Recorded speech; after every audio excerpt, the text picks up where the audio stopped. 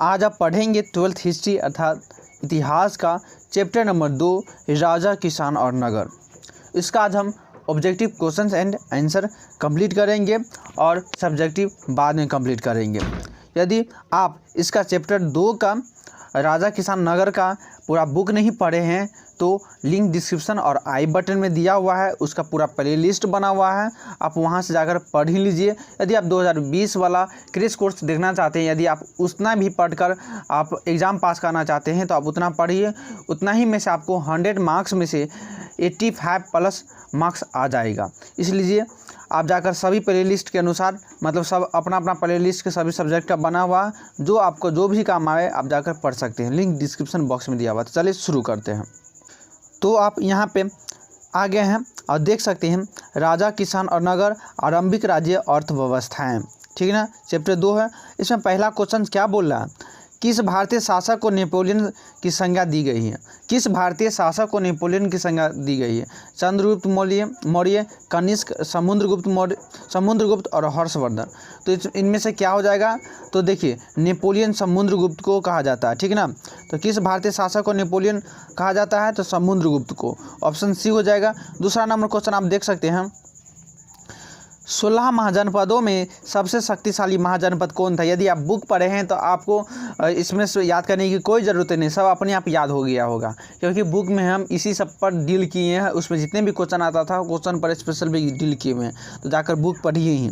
16 महाजनपदों में सबसे शक्तिशाली महाजनपद कौन था, तो मगध। ऑप्शन ए हो जाएगा, ठीक। उसका 3 नंबर क्वेश्चन देख सकते हैं, किस शिलालेख में अशोक के कलिंग विजय का उल्लेख मिलता है। तो अशोक के कलिंग जो विजय हुआ था उड़ीसा का, तो उसमें कौन शिलालेख में इसका वर्णन किया गया है, तो 13वां में, ठीक ना। तो ऑप्शन 3 का डी हो जाएगा। 4 नंबर आप देख सकते हैं, कनिष्क की राज्यारोहण की तिथि क्या है। तो कनिष्क की राज्यारोहण की तिथि 78वीं ईस्वी है, ठीक ना। कनिष्क की राज्यारोहण की तिथि कितनी है, तो 78वीं। 5 नंबर क्वेश्चन देख सकते हैं, धम्म मात्रों को किसने नियुक्त किया। धम्म की नीति कौन अपनाता था, तो अशोक अपनाता था। कलिंग जो मतलब युद्ध हुआ उसमें अशोक ने धम्म नीति अपनाया, जिस कारण विजय प्राप्त हुआ, ठीक ना। धम्म नीति क्या है, मतलब कि वहाँ के जो मतलब राजा की बात नहीं मानते थे तो उनको न मतलब कि सज़ा देकर उनको धमकाया जाता था, मतलब डराया जाता था, मतलब नहीं सॉरी प्यार से बोला जाता, ठीक ना। तो इस तरह से उसे अपना कुछ कर या कुछ भी मतलब काम करवाता था, तो धम्म की नीति अपना कर, ठीक ना। तो धम्म महामात्रों को किसने नियुक्त किया, तो अशोक ने नियुक्त किया। उसके बाद आप 6 नंबर क्वेश्चन देख सकते हैं, अशोक किस वंश का शासक था। तो अशोक मौर्य वंश का शासक था। ऑप्शन बी हो जाएगा। 6 का क्या होगा, ऑप्शन बी हो जाएगा। उसके बाद आप देख सकते हैं 7 नंबर क्वेश्चन है, क्या भारतीय इतिहास का कौन सा काल स्वर्ण काल के नाम से जाना जाता है। तो स्वर्ण काल किसे कहा जाता है, तो गुप्त काल को स्वर्ण काल के नाम से जानते हैं हम। तो भारतीय इतिहास का कौन सा काल स्वर्ण काल मतलब काल के नाम से जाना जाता है, तो गुप्त काल। उसका यहाँ पे 8 नंबर क्वेश्चन देख सकते हैं, प्रयाग प्रशस्ति की रचना किसने की है। तो प्रयाग प्रशस्ति की रचना किसने की है, तो ऑप्शन सी हो जाएगा, हरिसेन ने, ठीक ना। प्रयाग प्रशस्ति की रचना किसने की है, तो हरिसेन। 9 नंबर क्वेश्चन देख सकते हैं, मौर्यकालीन टकसाल का प्रधान कौन था। मौर्यकालीन टकसाल का प्रधान कौन था, तो कोषाध्यक्ष, मुद्राध्यक्ष, पन्याध्यक्ष या लक्षणाध्यक्ष। तो मौर्यकालीन टकसाल का प्रधान कौन था, तो ऑप्शन डी हो जाएगा, लक्षणाध्यक्ष, ठीक ना। लक्षणाध्यक्ष होगा। मतलब इसका मतलब होता है, एक मिनट, मतलब टकसाल जो मौर्यकालीन जो टकसाल मतलब इसका प्रधान थे कौन, लक्षणाध्यक्ष। इसका काम था क्या, मुद्रा, रुपया पैसा वसूल करना जनता से।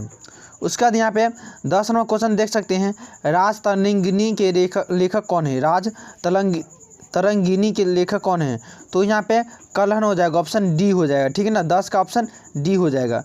11 नंबर क्वेश्चन देख सकते हैं, अर्थशास्त्र और इंडिका के से किस राजवंश के विषय में जानकारी मिलती है। तो अर्थशास्त्र और इंडिका से किस राजवंश के विषय में जानकारी मिलती है, तो यहाँ पर क्या हो जाएगा, 11 का ऑप्शन ए हो जाएगा, मौर्य वंश के बारे में।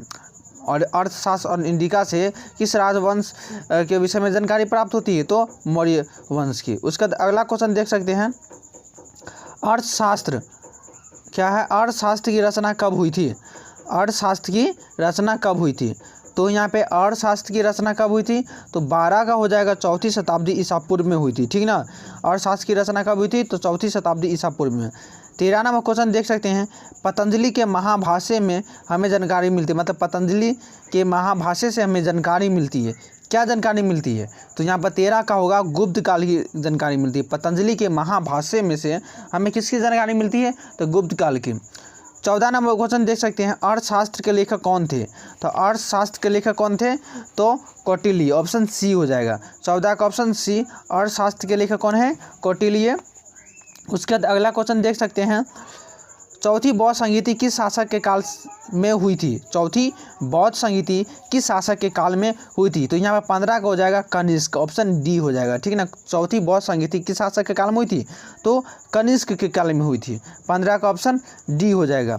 16 नंबर देख सकते हैं, वज्जी को सामाजिक ग्रंथों में कहा गया है? तो वज्जी एक तरह से बिहार का है, तो वज्जी को सामाजिक ग्रंथों में क्या कहा गया है? तो यहाँ पर 16 का हो जाएगा गण संघ, मतलब ये गणराज्य थे बिहार के। तो वज्जी को सामाजिक ग्रंथों में क्या कहा गया है? तो गण संघ होगा। गण संघ या गणराज्य दिया हो तो दोनों में से कुछ भी दिया रहेगा, टिक लगा दीजिएगा। उसका 17 नंबर देख सकते हैं, जनपद शब्द का शाब्दिक अर्थ होता है। जनपद का क्या अर्थ होता है? तो जहाँ लोग मवेशी रखते हैं, जहाँ लोग अपना घर बनाते हैं, तो यहाँ दोनों हो जाएगा जनपद का अर्थ, ठीक ना। तो 17 का क्या होगा? ऑप्शन ए और बी दोनों हो जाएगा, ठीक। उसके बाद 18 नंबर देख सकते हैं, पंच चिन्ह वाले सिक्के बने होते, पंच मतलब 5 चिन्ह वाला सिक्का बने होते थे, किसके? तो चांदी और तांबे का, ऑप्शन बी और सी हो जाएगा। उसका 9 नंबर क्वेश्चन देख सकते हैं, अशोक द्वारा प्रचलित बौद्ध धर्म कहाँ प्रचलित है? अशोक द्वारा प्रचलित बौद्ध धर्म कहाँ प्रचलित नहीं हुआ? तो ब्रिटेन में बौद्ध धर्म ये नहीं प्रचलित हो पाया, ठीक ना। तो 19 का ऑप्शन बी हो जाएगा। 20 नंबर, पाटलिपुत्र नगर की स्थापना की गई थी। इसका आंसर बताने से पहले आपको बता दूं, चैनल पर आप न्यू हैं तो चैनल को सब्सक्राइब कर लीजिए। वीडियो अच्छा लगेगा तो लाइक कर दीजिएगा, ठीक ना। और ऑनलाइन करते हैं तो किस कारण से ऑनलाइन करते हैं वह हमें भी बता दीजिएगा कमेंट करके, ठीक है ना। और अपने दोस्तों को ज़रूर शेयर कीजिएगा, मुझे मतलब शेयर कीजिएगा ताकि हमें उसे फ़ायदा हो सकेगा। तो आप लोग शेयर कीजिए। आप लोग शेयर करने में बहुत कंजूसी करते हो, और सबसे बड़ी बात कि आप पूरा पढ़ते नहीं हैं। आप शुरू से लेकर अंत तक पढ़िए। यदि आप नहीं पढ़ेंगे तो एग्ज़ाम अच्छे नंबर से पास नहीं कर पाएगा।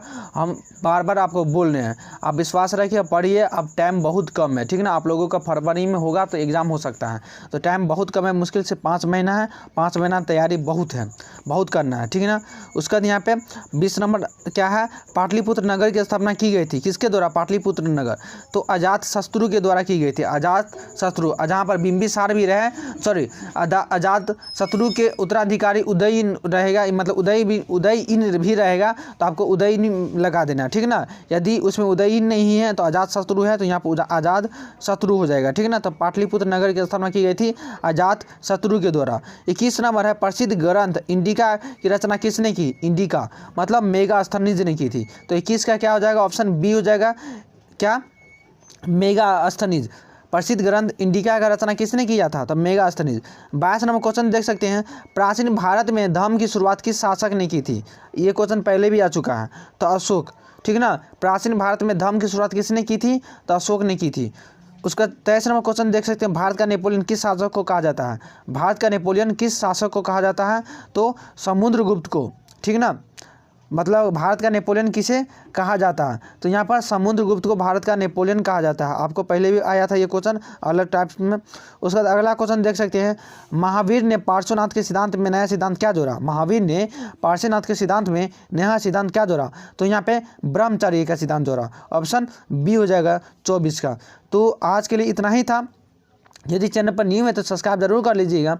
और आपको बता दूं, तो यदि आप इसका पीडीएफ लेना चाहते हैं तो पीडीएफ लेने के लिए आपको यहाँ टेलीग्राम ग्रुप पे ज्वाइन होना पड़ेगा। टेलीग्राम ग्रुप का लिंक डिस्क्रिप्शन बॉक्स में, यहाँ पर सभी स्टडी मटेरियल इसी पर रखा गया है, तो आप वहाँ से लोड कर सकते हैं। उसके साथ फेसबुक पर बिहार विद्यालय का जो भी न्यूज़ आता है वहाँ पर पढ़ सकते हैं, ठीक ना।